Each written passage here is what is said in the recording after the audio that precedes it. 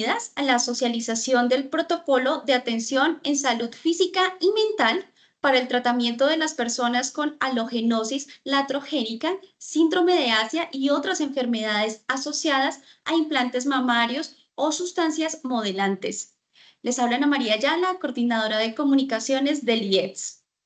El protocolo fue desarrollado recientemente por el Instituto de Evaluación Tecnológica en Salud, IETS, y el Ministerio de Salud y Protección Social.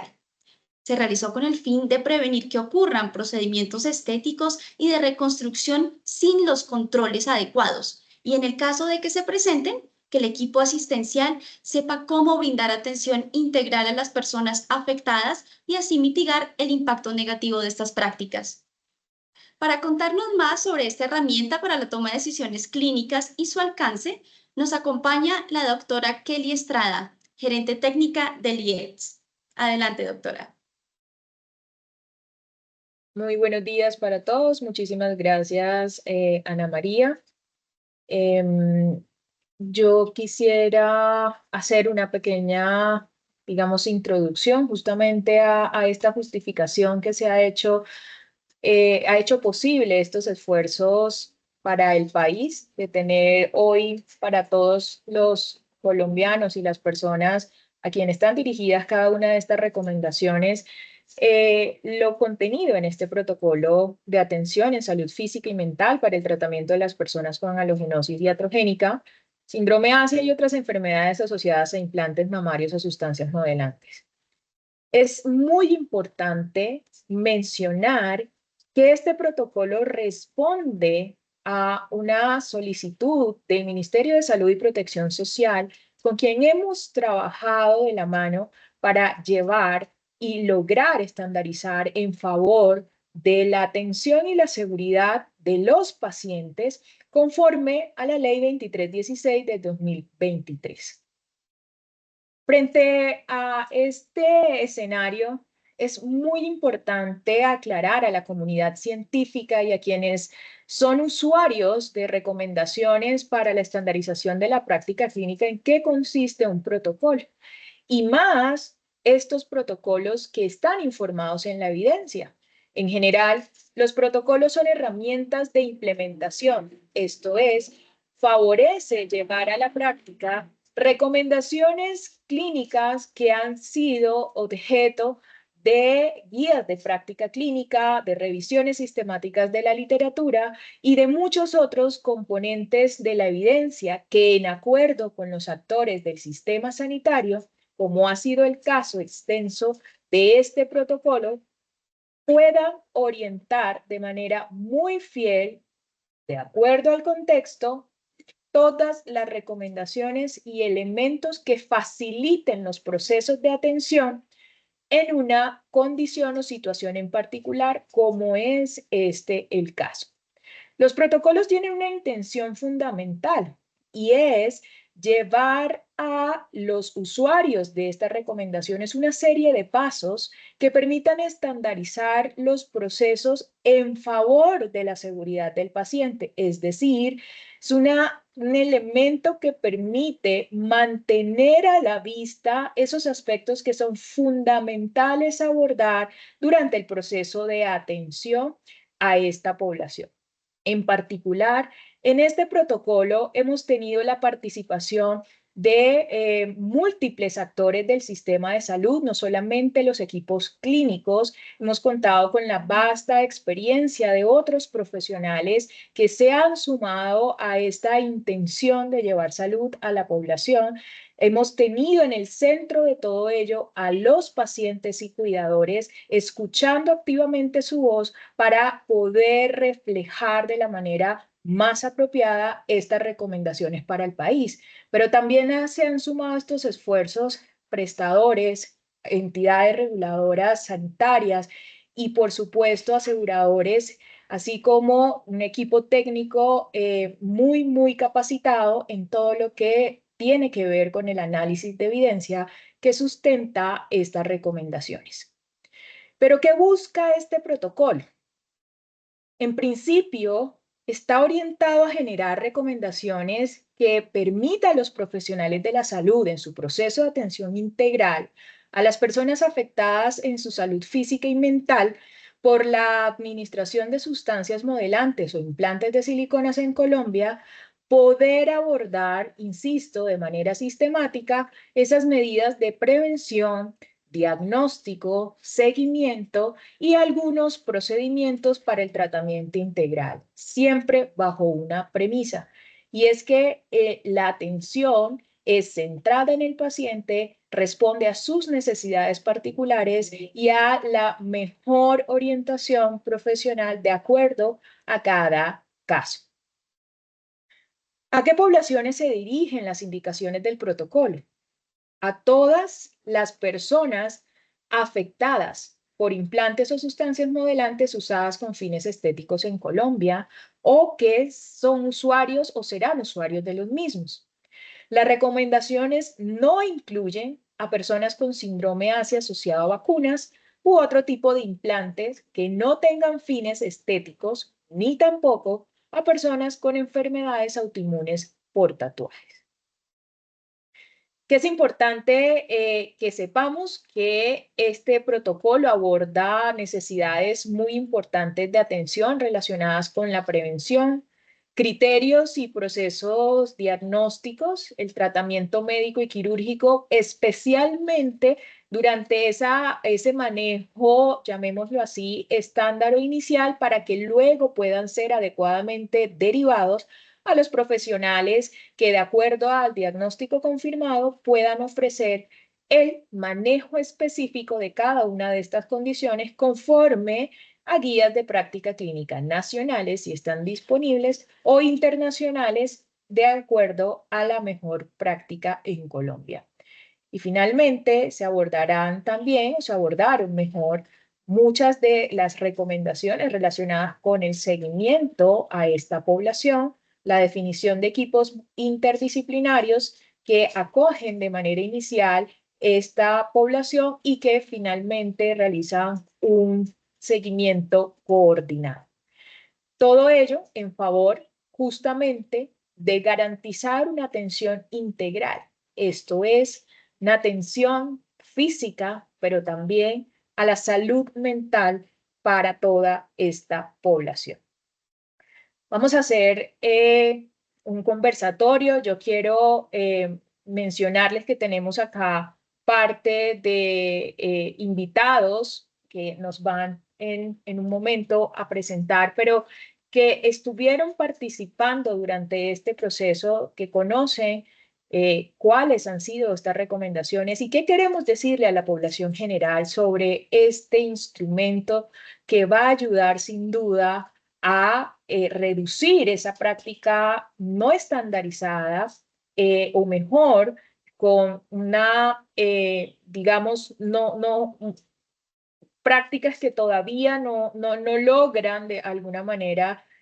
favorecer el proceso de atención y sencillamente mantenernos al tanto de lo que realmente es importante en este proceso para garantizar la salud y la seguridad de la población colombiana. Ana María, ¿nos puedes por favor comentar quiénes nos acompañan en esta mañana? Claro que sí, doctora. Entonces, bueno, para este conversatorio invito al doctor Juan Guillermo Pérez. Él es médico cirujano, magíster en bioética y en epidemiología y candidato a doctor en epidemiología. Él hizo parte del equipo desarrollador del protocolo. Invito también doctora Kelly Estrada, médica cirujana, magíster en epidemiología clínica, neurociencia y biología del comportamiento humano, candidata a doctora en epidemiología clínica y salud pública. Actualmente es la gerente técnica del IEDS. Nos acompaña también Andrea Lara, quien es politóloga, especialista en Estado, políticas públicas y desarrollo y magíster en gestión pública. Se desempeña como especialista de participación del instituto. Y por último, nos acompaña Silvia Natalia Vanegas. Ella es psicóloga, estudiante de maestría en epidemiología y actualmente se desempeña como asistente de investigación en el IEDS. En este conversatorio se busca ahondar en el contenido del protocolo, las cuestiones éticas y el involucramiento y participación de los actores. Le cedo la palabra, doctora Estrada. Muchísimas gracias, Ana María. Y quisiera empezar también mostrándole pues, a todas las personas que nos están viendo y nos están siguiendo a través de los canales del Instituto de Evaluación Tecnológica en Salud, cómo está organizado este protocolo. El protocolo tiene 4 grandes secciones. Una primera que está de alguna manera resumiendo y reuniendo esas recomendaciones dirigidas particularmente a la población con implantes. Una segunda sección que responde a preguntas orientadoras y que de alguna manera sistematiza los pasos que reúnen ese continuo de atención para las personas con infiltración de sustancias modelantes. Un tercer paso que resume en términos de algoritmo y árboles de decisión el proceso de atención para facilitar la toma de decisión a todos los actores del sistema de salud que están en este proceso de brindar bienestar a la población afectada. Y finalmente tenemos unas recomendaciones sobre indicadores que pueden apoyar el seguimiento y monitoreo para que este proceso sea estándar, insisto, garantizando que se dejen a la vista los aspectos más importantes dentro del proceso de atención. ¿Cómo se construyó este protocolo? Esto es importante mencionarlo porque fue un gran desafío por parte del grupo técnico. El grupo técnico que estuvo a cargo de esto fue multidisciplinario. Aquí participaron expertos clínicos, reumatólogos, médicos internistas, profesionales en salud mental, psiquiatría, bioeticista. Estuvo un equipo amplio de epidemiología y reumatología también apoyando este desarrollo. Y como mencioné inicialmente, un grupo experto en el análisis y síntesis de evidencia. Se definió el alcance conforme a lo que requería el país frente a la exploración de esta necesidad junto al Ministerio de Salud y Protección Social. Esta necesidad fue trasladada posteriormente a preguntas orientadoras que representan de alguna manera cada una de esas partes fundamentales dentro del proceso de atención. Se llevó a cabo una búsqueda de la literatura, una búsqueda sistemática, de tal manera que no quedara ningún elemento por fuera de esta revisión y se inició con la tamización, selección y sobre todo la evaluación de riesgo. Esto llevó a que el grupo desarrollador logrará establecer la certeza con que cada uno de esta información brinda respuesta a estas preguntas y que pudiera de alguna manera establecerse como otro de los insumos en la discusión sobre estas recomendaciones finalmente. Vale la pena mencionar que uno de los principales hallazgos es que esto es aún materia de estudios a nivel mundial, que la información, aunque escasa, permite dar luces hasta estos momentos de cuáles serían esas recomendaciones que deberían hacerse en favor de la seguridad del paciente. Por supuesto, esto requiere posteriormente un proceso de llamémoslo así, contextualización, y es que represente cada uno de esos aspectos del contexto colombiano en términos de factibilidad, en términos también de la normativa, en términos de las tecnologías que están disponibles, y con esto me refiero a procedimientos, servicios, atenciones y demás, que conforme a la normativa colombiana. Y finalmente tuvo un proceso de consenso formal con actores. Y yo quisiera aquí, en una primera medida, pedirle a nuestra profesional de participación, a Andrea Lara. Andrea tiene más de cerca el detalle de cómo fue esa convocatoria para que todos estos actores que finalmente hicieron parte de este proceso se sumaran a este esfuerzo, a revisar la evidencia, a construir, a aportar para que hoy tengamos como resultado este protocolo para el país. Andrea Lara, ¿nos puedes comentar, por favor, en qué consistió este proceso y cómo ha sido la participación de todos estos actores dentro de esta construcción? Muchísimas gracias, doctora Kelly, y la verdad es una oportunidad importante para nosotros poder contar que todos nuestros productos y proyectos buscan involucrar a diferentes tipos de actores, sean profesionales de la salud, sean autoridad sanitaria del nivel nacional, del nivel territorial, sean incluso pacientes y cuidadores, justamente para tener esas voces diversas en la construcción de estos insumos o de estas herramientas de estandarización de la práctica clínica, como lo es este protocolo. En el caso específico del que estamos hablando el día de hoy, varios momentos de involucramiento se dieron en el proceso. En un primer momento, en la conformación de ese grupo de salud que busca la evidencia y la analiza y la valora, buscamos el aporte de las sociedades científicas con sus expertos y sus profesionales clínicos, en este caso la Asociación Colombiana de Reumatología y la Sociedad de Cirugía Plástica y Reconstructiva nos aportaron expertos que contribuyeron de una forma determinante a la hora de contextualizar la evidencia, como bien lo decía usted, doctora Kelly. En el proceso ya de revisión de esa evidencia, de mirar cómo esa evidencia aplica para nuestro país y cómo podemos desarrollar un protocolo cercano en las necesidades de la población en Colombia, buscamos ampliar ese grupo de actores e involucrar a diversidad de sociedades científicas como la Sociedad de Medicina Interna, como las sociedades de medicina estética que existen en nuestro país. También buscamos la participación activa de actores de autoridad sanitaria como el INVIMA, el mismo Ministerio de Salud, y asimismo buscamos representar las voces de los pacientes y de las personas a las que se dirige este protocolo y que finalmente van a resultar siendo beneficiadas por la implementación de esta herramienta de estandarización de práctica clínica, como la Liga Salud Trans, como la red de biopolímeros en Colombia, e invitamos a otros actores que desafortunadamente no pudieron participar en ese proceso de convocatoria ampliado en el que buscamos que todas esas voces y todas esas miradas pudieran verse representadas en los espacios participativos que además están mediados por un proceso de gestión de conflictos de interés. Y aquí quiero detenerme un momento porque es supremamente importante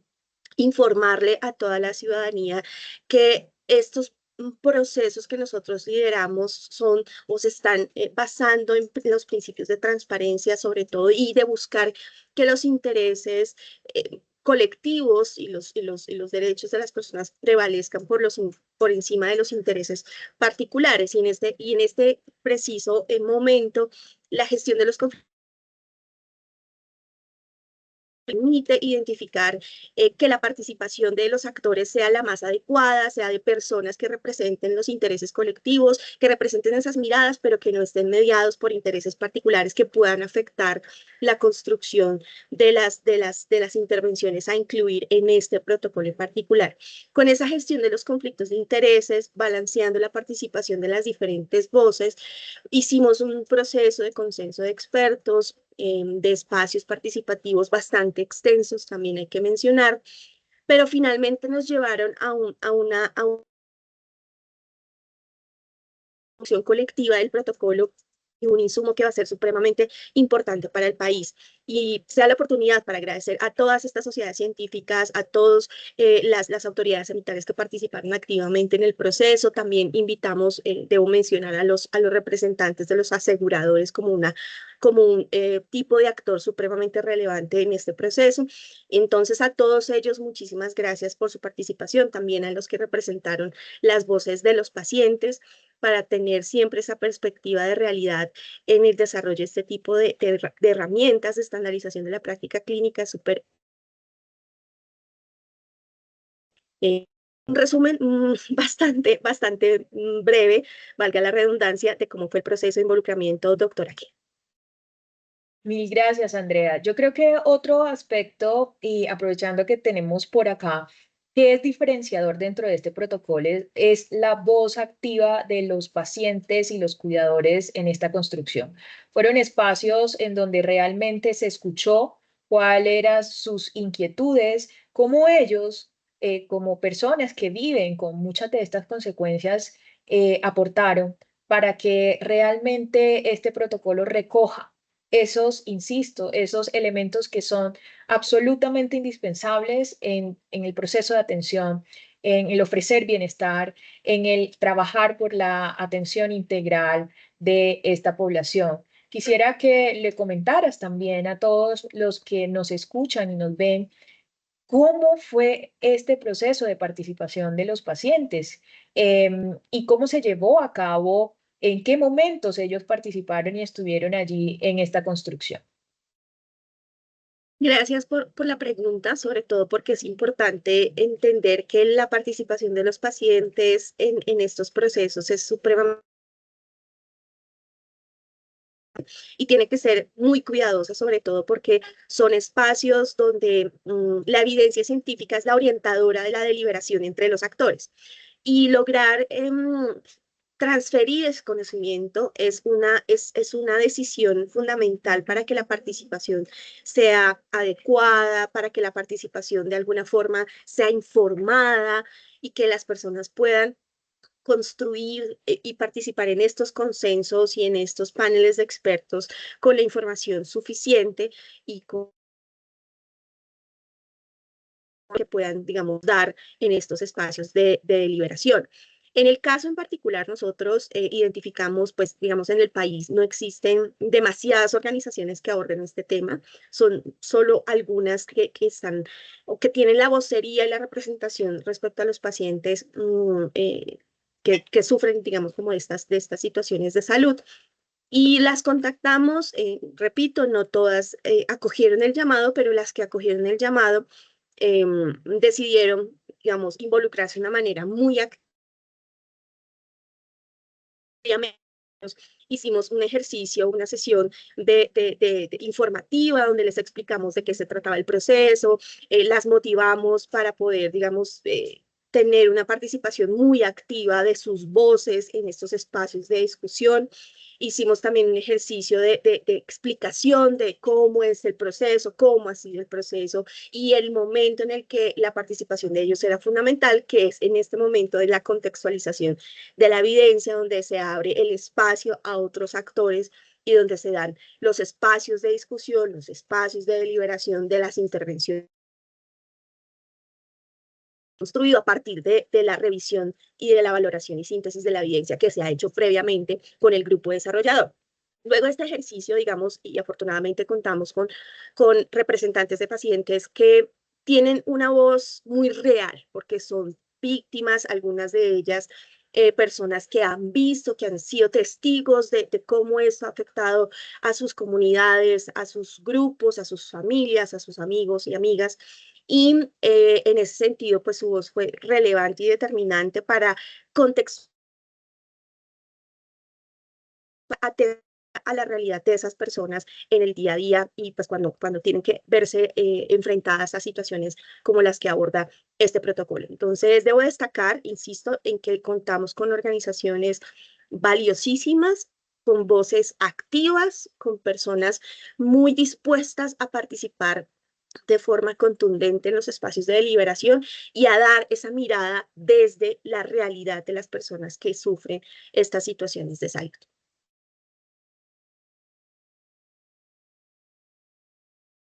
Mil gracias, Andrea. Yo creo que Gracias. es suficientemente claro cómo resultó, digamos, en esta fase, sobre todo en esta construcción para aproximarnos al contexto local de esa evidencia y hacer de alguna manera ese reconocimiento del GAP para que esto sea completamente aplicable y factible en un escenario como lo que configura el sistema de salud colombiano. Pero ¿cuáles fueron las preguntas orientadoras para este protocolo? Recordemos que aquí hubo un proceso en el que trabajamos en la búsqueda y recuperación de información, de evidencia, que luego unimos con necesidades particulares, normativa y contexto en el sistema colombiano. Luego hubo un último espacio para ya deliberar y generar estas recomendaciones que constituyen el protocolo. La primera de ellas fue cuáles son las medidas de prevención para la ogenosis iatrogénica, síndrome Asia y otras enfermedades asociadas a implantes de silicona o sustancias modelantes. ¿Cuáles son los criterios y exámenes paraclínicos necesarios para el diagnóstico de la ogenosis iatrogénica, síndrome de Asia y otras enfermedades? También se pregunta y ofrece respuestas sobre cuál es el tratamiento médico, quirúrgico y los procedimientos para el retiro de sustancias en los casos en los que éste aplique. ¿Cuáles son las intervenciones de salud mental de elección para las personas con estos diagnósticos? Así como pensarse también los exámenes paraclínicos y el proceso de atención de seguimiento para garantizar que todas las medidas puedan ser apropiadas por el paciente y generar los resultados que se requieren. El equipo interdisciplinario, no solamente de atención inicial, sino también ese grupo que se encargue del seguimiento a esta población. Sin duda, el protocolo recorre todo lo que conforma el proceso de atención. Una parte esencial es ese llamado que se hace a la prevención.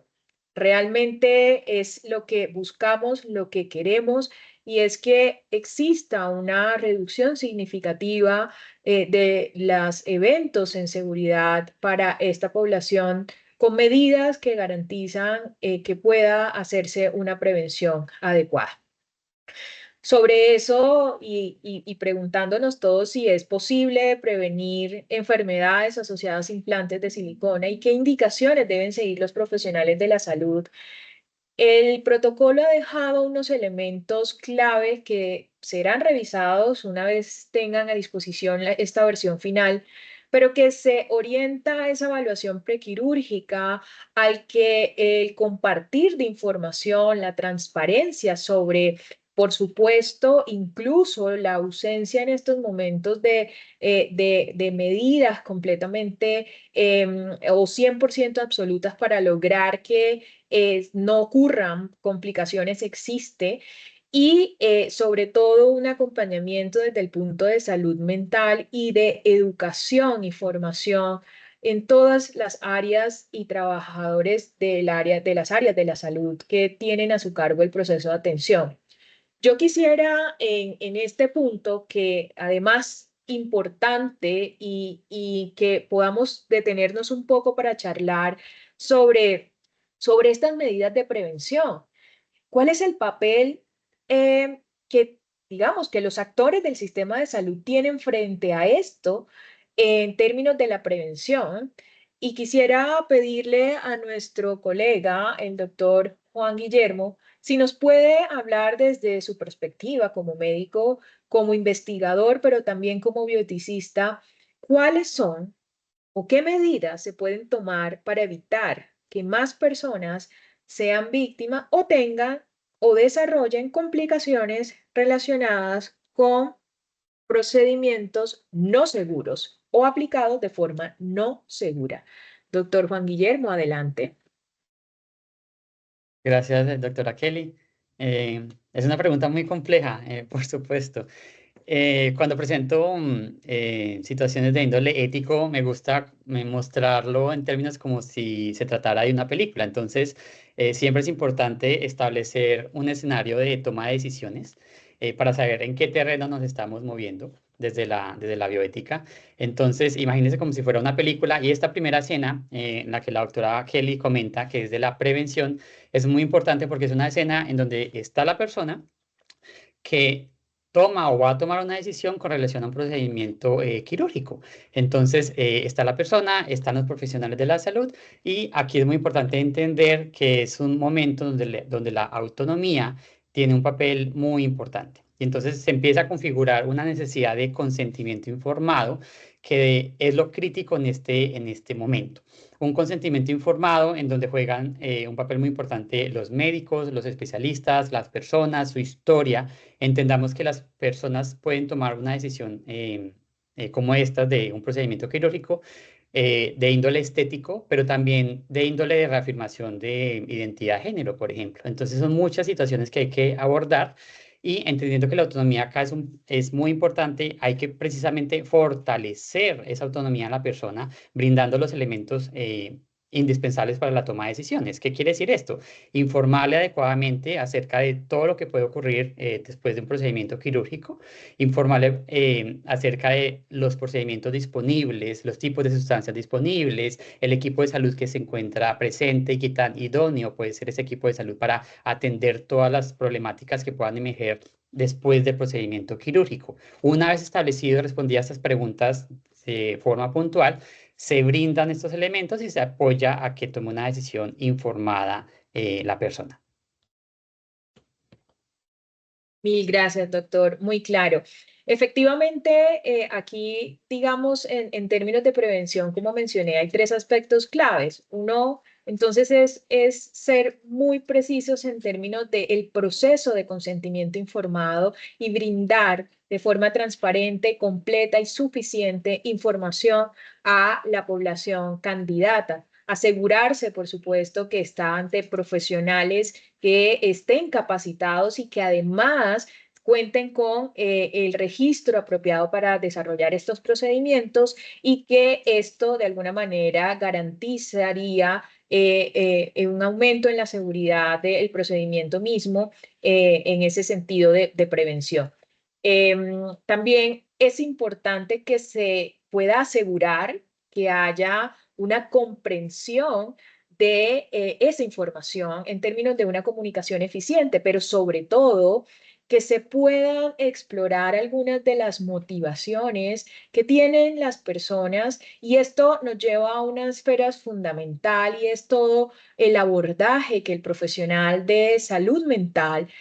tiene y se ha destacado intencionalmente en este protocolo para acompañar, para desde un primer momento pensar en la prevención y dirigir a intervenciones en el caso que se requiera para favorecer justamente una reducción de cualquier elemento que sea favorecido por antecedentes en esta población. Nos acompaña Silvia es psicóloga como nos comentaron inicialmente y yo quisiera preguntarle, Silvia, ¿cómo es o cómo entiendes tú el papel del profesional de salud mental o incluso este abordaje dentro de esta intención de lograr integralmente acompañar al paciente en cada una de estas etapas? Pensémoslo desde este primer momento de prevención. Muchas gracias, doctora Estrada. Buenos días para todos aquellos que nos ven y nos escuchan. En efecto, en este protocolo se contempla el rol que tiene la salud mental en la atención de estos pacientes desde el primer momento de prevención, pero también en los diferentes momentos del tratamiento, en el momento del diagnóstico y también en el momento de seguimiento y de acompañamiento continuo de estos pacientes. De acuerdo con el protocolo que más adelante podrán ver la versión final del mismo, la salud mental tiene un papel fundamental porque comprendemos que estas condiciones son complejas y eso quiere decir que no juegan solo un papel importante aspectos médicos y de la salud física, sino también aspectos relacionados con la salud mental y el bienestar emocional de estas pacientes. Desde el tema de salud mental y desde la intervención de salud mental hemos propuesto 6 puntos fundamentales que se pueden evidenciar a lo largo del acompañamiento que se brinda a estas pacientes y en primer lugar tiene que ver con el acompañamiento integral y continuo. Y esto quiere decir que el equipo de salud mental debe acompañar de manera transversal el proceso de estas pacientes y no únicamente acompañar durante la parte terapéutica o durante la parte farmacológica, sino acompañar de manera global el tratamiento de estas pacientes. Y para ello también hemos propuesto la evaluación de los trastornos mentales, digamos que han sido más asociados a esta condición de salud que tiene que ver con trastornos depresivos, trastorno afectivo bipolar, trastorno dismórfico corporal o incluso el trastorno obsesivo compulsivo. Y dentro del documento también hemos propuesto unas pruebas de tamizaje para la evaluación de estos trastornos de la salud mental que han sido validados y que han sido utilizados en diversos contextos clínicos y hospitalarios con estas pacientes. Otro aspecto fundamental tiene que ver con considerar las frustraciones y las perspectivas de estas pacientes, desde el momento de medidas de prevención hasta el diagnóstico, el tratamiento y el seguimiento mismo. Y esto quiere decir la importancia de prestar atención a aquellos factores o aspectos que pueden estar generando frustración en la paciente y también esas expectativas que tiene respecto al diagnóstico y al tratamiento. En este punto también es importante escuchar las perspectivas que tiene la paciente sobre su imagen personal y sobre su imagen corporal y en general cómo considera que estos trastornos, si es que se identifican, podrían estar alterando su imagen de sí misma, su imagen del mundo y su capacidad para enfrentar el tratamiento. Otro aspecto fundamental que también hemos relacionado como parte del tratamiento en salud mental tiene que ver con el apoyo familiar y la red de apoyo en general. Y aquí es fundamental que la familia tenga una participación activa en la generación de un espacio de contención emocional y también en incentivar a la paciente a adherirse correctamente al tratamiento. Y esto pues implica espacios de psicoeducación con la familia en las que se socializan aspectos relacionados con la salud mental, pero también aspectos relacionados con la identificación de señales de alerta y señales de alarma para acceder tempranamente a servicios de salud mental o para acceder a servicios de urgencias en los casos en los que se presenten alteraciones agudas de la salud mental. Y en última instancia hemos considerado también el manejo farmacológico terapéutico que debe estar alineado con las guías de práctica clínica y de acuerdo con las necesidades de cada paciente. Entonces, pues, en resumen, este protocolo se basa y se centra en un abordaje integral en salud mental que combina el manejo físico, pero también el apoyo psicológico de estas pacientes en los diferentes momentos del tratamiento médico. Mil gracias, doctora, muy claro. Y especialmente, digamos, quisimos hacer zoom en este punto, como mencioné, para ampliar, digamos, algunos de esos detalles que podrán encontrar dentro del protocolo. Sin embargo, también hay otros aspectos que fueron contemplados allí, como cómo aproximarse al diagnóstico de enfermedades asociadas a implantes de siliconas particularmente. Y en ello se resaltan varios aspectos. Lo primero es que ninguna otra cosa puede reemplazar un adecuado examen físico, una aproximación, digamos, a esos antecedentes, a la anamnesis, que representa, como todos sabemos, dentro de la práctica clínica más del 60% del diagnóstico y que seguramente será muy orientador. Dentro del protocolo ustedes podrán encontrar algunos aspectos en los que se recomienda se pueda explorar durante esa anamnesis, al igual que en el examen físico, evaluando signos locales, dolor, inflamación, pero también algunos aspectos sistémicos en favor de identificar oportunamente cualquier complicación que esté relacionada con el uso de estas intervenciones. También se ha dejado, por supuesto, el acompañamiento de algunas pruebas de laboratorio, imágenes diagnósticas y algunos estándares en el seguimiento. Todo esto de acuerdo a esos resultados iniciales que oriente una vez se tenga una historia clínica y un examen físico apropiado. Estos elementos que están aquí dispuestos, por supuesto, deberían ser de alguna manera utilizados de acuerdo a al quehacer médico, a esa práctica, digamos, y a esa, digamos, reconocimiento de hacia dónde dirigir de acuerdo a los hallazgos que vayan ocurriendo en cada una de esas fases. También tenemos entonces algunas indicaciones para el tratamiento en los pacientes afectados por implantes de silicona. Aquí en esta parte hay dos elementos fundamentales y lo primero es que siempre debe haber un manejo integral y ese manejo es desde el tratamiento de síntomas si existen de manera general, dejamos algunos recomendados, pero por supuesto dependerá de quien esté frente al paciente, de quien esté entendiendo la complejidad mayor o menor de los síntomas, los signos y por supuesto esa sospecha diagnóstica. Y también se han dejado algunas recomendaciones si el equipo tratante lo considera para algunas indicaciones quirúrgicas que deberán revisarse no solamente dentro de los equipos quirúrgicos, sino con el paciente, entendiendo también cuáles son esas expectativas que se puedan tener frente a un manejo de estas características. En todo caso, aquí hemos dispuesto de alguna manera que se pueda recurrir a los profesionales de salud de cada una de las áreas en donde existe una sospecha diagnóstica, una impresión diagnóstica, que sean derivados hacia el profesional que pueda cumplir y para el cual también se dejaron orientaciones con el examen exhaustivo de acuerdo a cada una de esas, digamos, condiciones que se está explorando y que se pueda hacer su confirmación y manejo, insistimos, de acuerdo a las guías de práctica clínica nacionales, si están vigentes, o internacionales para la condición o complicación que corresponda y que haya sido verificada de acuerdo a el profesional de la salud. Yo voy a mencionar algunos elementos que definen ese seguimiento, porque aquí hemos de alguna manera mencionado sobre ese abordaje inicial, un poco, digamos, esos pasos que ayudan de alguna manera a pensarse en las posibilidades más frecuentes que pueden ocurrir como consecuencias ante un caso de síntomas y demás en esta población.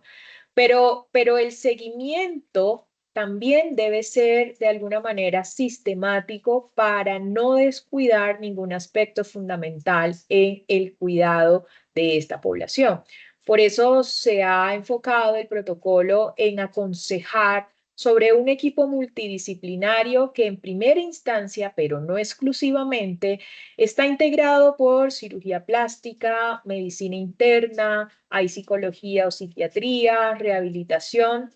Esto luego de la confirmación diagnóstica, pero que está abierto a cualquier profesional de la salud habilitado en el territorio colombiano de acuerdo con los síntomas y las necesidades que en particular defina cada paciente. Esto entonces nos deja frente a lo que queremos en Colombia y es que finalmente la práctica clínica esté centrada en el paciente. Es en él, en sus necesidades y en lo que sea orientador frente al proceso que se ha venido llevando muy paso a paso, orientado por este protocolo, que el personal en salud podrá definir a dónde derivar o con quién trabajar. De todas formas, es importante que se reconozca que el llamado es a que esta atención sea coordinada por estos equipos multidisciplinarios, en donde ya vimos que el profesional de salud mental es transversal, acompaña, apoya y facilita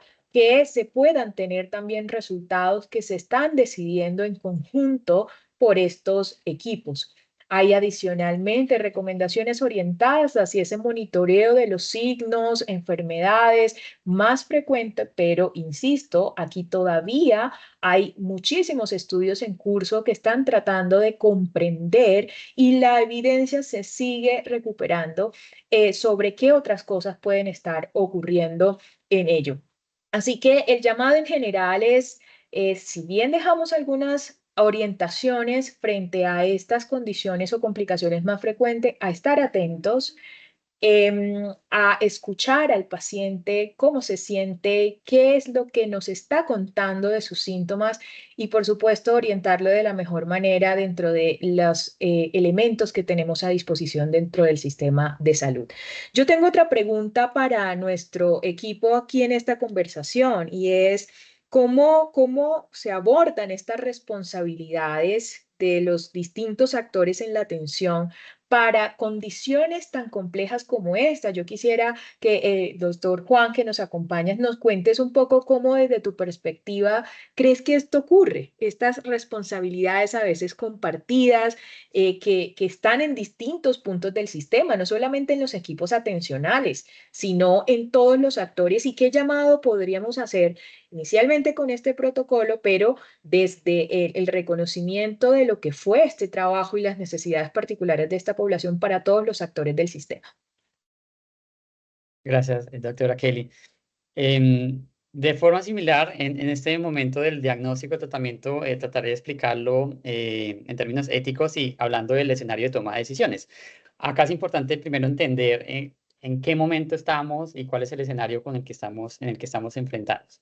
Entonces, estamos hablando ya de una persona que tuvo un procedimiento quirúrgico que puede tener un primer momento agudo en el que hay unas afectaciones de salud acaecidas por el procedimiento quirúrgico, por las sustancias modelantes, etcétera. Y es un momento en el que prima la beneficencia y atender esos problemas de salud que suceden en la persona. También hay que entender de que el beneficio que se le brinda a la persona puede también redundar en complicaciones relacionadas con la salud mental, puesto que si bien entendamos lo primero era algo que se hizo con fines puede ser estético, ahorita se debe hacer otro tipo probablemente de intervenciones quirúrgicas que va en contra de ese ideal inicial que tenía la persona. Y es ahí que hay que entender que este seguimiento de salud mental es un continuo que va precisamente desde la prevención hasta el diagnóstico y el tratamiento. Entonces es un primer momento agudo. Pero también hay que entender otro escenario de toma de decisiones que sucede más adelante. Ustedes verán en el protocolo que la halogenosis iatrogénica también puede suceder después de varios años de someter a la persona al procedimiento quirúrgico. Entonces, verán ustedes que la evidencia demuestra que puede haber un periodo de 10 años después de un procedimiento en el que empiezan a ocurrir alteraciones en la salud de la persona. Entonces, imagínense una persona que después de 10 años en la que no tuvo ningún tipo de complicación, empieza a tener manifestaciones no solo locales, sino sistémicas, y empieza a haber un interrogatorio clínico enmarcado hacia cuál es la causa o pudo ser la causa de esto que está teniendo la persona. Entonces, acá tenemos un escenario de alta incertidumbre, en donde el equipo médico debe ser lo suficientemente capacitado para tener una adecuada sospecha clínica de que algo está sucediendo, de que hay que ir indagando puntos muy particulares y asimismo el tratamiento tiene que ser muy diferencial y acompañado con un equipo multidisciplinario. Entendamos que es un escenario en donde la evidencia no es tan robusta como en otros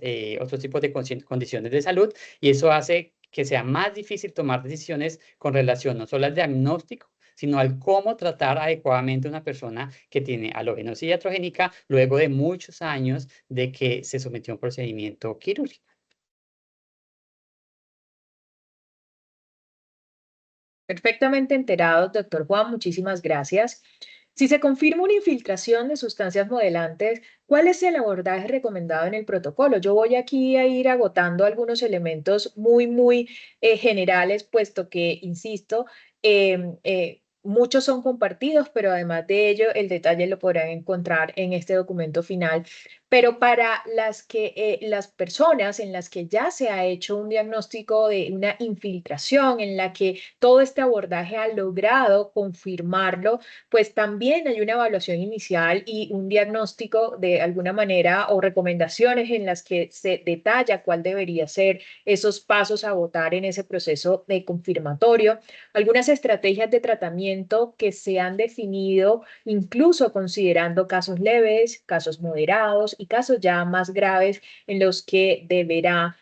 agotarse una serie de recursos en favor del bienestar de los pacientes. Hay un algoritmo propuesto acerca del manejo integral, en donde se rescata lo que hemos venido dialogando sobre ese enfoque multidisciplinario de una ruta de atención estructurada y, por supuesto, en la coordinación entre los niveles de atención para que esa fractura que suele ocurrir no ponga en situaciones de inseguridad o de atención no continua a una población que, como hemos mencionado, requiere de una atención en esta condición.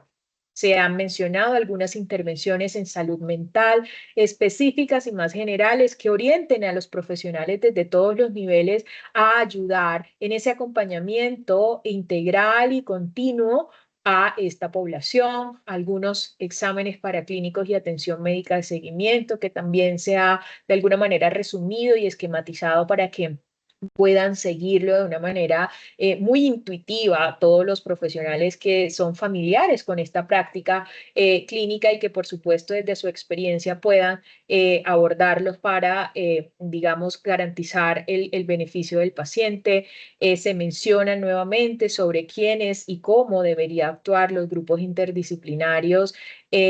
para garantizar resultados en salud, pero aquí hay un elemento fundamental. fundamental y son recomendaciones que, si bien no están en la evidencia, más bien surge por esos resultados de, digamos, de ausencia de información aún dentro de el contexto global. Y es la propuesta que se hace, ese llamado que se hace de los actores a que se pueda trabajar no solamente en la generación de estudios, sino de bases de datos nacionales, que permita identificar, que permita reconocer tempranamente, que permita de alguna manera tener certeza o un grado más de certeza de quiénes y en dónde están ubicadas estas personas que empiezan a tener complicaciones, para que podamos detectarlos, reconocerlos y apoyarlos en este proceso de recuperar en la medida que sea posible su bienestar, su salud, volver de alguna manera a considerar aspectos que pueden estar allí olvidados dentro de otros elementos de la población general, y llevarlos a este contexto de atención integral para no dejar escapar nada de lo que ha sido reconocido como importante por las voces que participan en este proceso. También se han dejado algunas otras recomendaciones dentro de este proceso relacionado con la posibilidad de establecer y facilitar juntas médicas para ese trabajo coordinado y colaborativo de todas las disciplinas, especialmente cuando casos muy complejos, cuando ya han ocurrido esta serie de complicaciones, se requiere. De igual forma, mencionarles a todos que insistimos en que el abordaje debe ser con base en el paciente, en lo que él expresa, en sus necesidades, en el reconocimiento de lo que él nos está manifestando, y eso es llamar hacia esa escucha, hacia esa apertura y hacia entender que esto es un elemento que tiene múltiples dimensiones en las que se impacta la salud, y así también requerirá de múltiples dimensiones a abordar en búsqueda de sus soluciones. Yo quisiera terminar este espacio invitando a todas las personas que nos acompañan a que puedan empezar, digamos, en este proceso de sensibilización, a reconocer que hay elementos que son prevenibles, que efectivamente, sobre todo a la población general, que escuche a los profesionales de la salud, que hay personal que está capacitado para realizar este tipo de elementos, y que la asesoría que se haga en términos de mostrar cuáles son los beneficios, pero también las consecuencias, pueden ser de manera completa. Esto ayudará a esa toma de decisiones conjunta y que el paciente recupere ese rol dentro del proceso de atención por el que todos los trabajadores del área de la salud luchamos todos los días. Insistimos en que trabajamos desde la prevención para que ninguno de estos elementos ocurra. El sistema de salud está de alguna manera propuesto para que se pueda brindar información, e incluso por cualquier nivel de atención sobre esto, y de esta manera se puedan lograr reducir eventos no deseados en salud relacionados con un uso inadecuado de estos elementos. Entonces, invitarlos, por supuesto, a que visiten la página del Ministerio de Salud y Protección Social, donde estará la versión final. Igualmente lo tendremos disponible en la página del Instituto de Evaluación Tecnológica en Salud. Allí pueden encontrar, y están viendo en pantalla, los lugares y los sitios, las formas de comunicación, los canales de comunicación que tenemos habilitados para que cualquier persona que desee información pueda hacerlo, pueda leer el documento en detalle, pero sobre todo que podamos empezar a poner en práctica desde ya cada uno de los elementos que hemos mencionado, que hemos conversado hoy en este espacio, a disposición de todos ustedes, para que finalmente esto redunde en salud, en beneficio integral para la población que es susceptible, que es candidata o que sencillamente vive con algunas consecuencias de estas intervenciones. Muchísimas gracias. Gracias a los cuatro por su tiempo y las aclaraciones desde sus áreas del conocimiento. Asimismo, agradecer a quienes vieron esta socialización y pueden promoverla. Como lo mencionaba la doctora Kelly, próximamente el Ministerio de Salud y Protección Social publicará la versión final del protocolo y en nuestras redes sociales oficiales les daremos a conocer el enlace de consulta. Feliz día para todos.